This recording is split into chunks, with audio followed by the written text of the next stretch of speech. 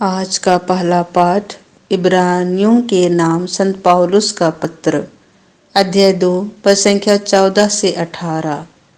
यह आवश्यक था कि वह सभी बातों में अपने भाइयों के सदृश बन जाएं।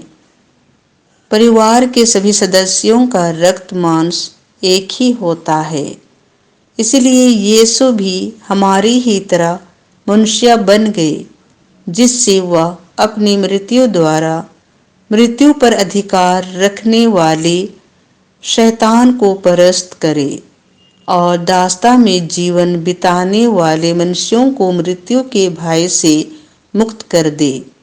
वह स्वर्गदूतों की नहीं बल्कि इब्राहिम के वंशजों की सुध लेते हैं।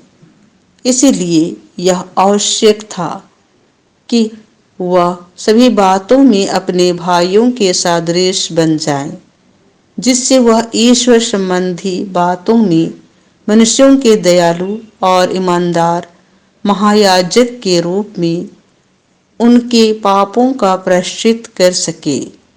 उनकी परीक्षा ली गई है और उन्होंने स्वयं दुख भोगा है, इसीलिए वह परीक्षा में दुख भोगने वालों की सहायता कर सकते हैं। यह प्रभु की वाणी है। संत मार्कुस के अनुसार पवित्र सुसमाचार, अध्याय 1 पद संख्या 29 से 39। यीशु ने नाना प्रकार की बीमारियों से पीड़ित बहुत से रोगियों को चंगा किया। यीशु सभागृह से निकलकर याकूब और योहन के साथ सीधे सिमोन और अंद्रियास के घर गए। सिमोन की सास बुखार में पड़ी हुई थी। लोगों ने तुरंत उसके विषय में उन्हें बताया।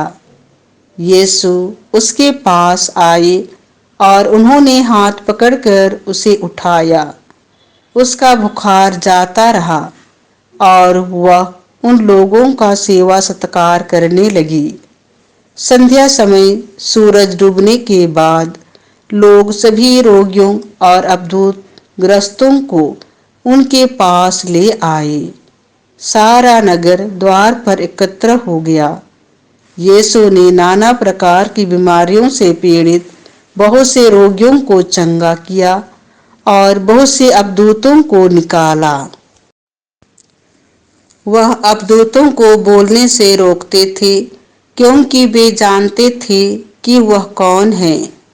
दूसरे दिन यीशु बहुत सवेरे उठकर घर से निकले और किसी एकांत स्थान जाकर प्रार्थना करने लगे।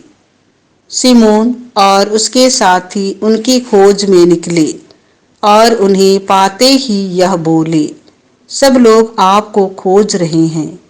यीशु ने उन्हें उत्तर दिया, हम आसपास के कस्बों में चले, मुझे वहां भी उपदेश देना है, इसलिए तो आया हूँ।